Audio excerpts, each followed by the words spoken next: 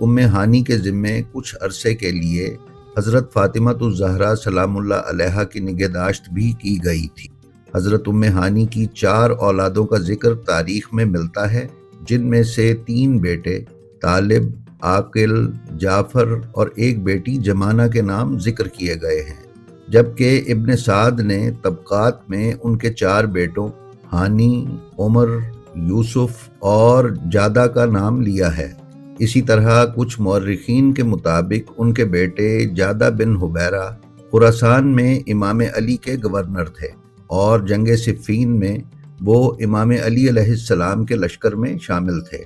شیخ مفید نے کتاب الجمل میں ام ہانی کے نام امام علی علیہ السلام کا ایک خط نقل کیا ہے، جس میں جنگ جمل کے واقعات اور حضرت طلحہ و زبیر کے انجام کی طرف اشارہ کیا گیا ہے۔ کتاب طبقات الکبریٰ میں ابن سعد کے مطابق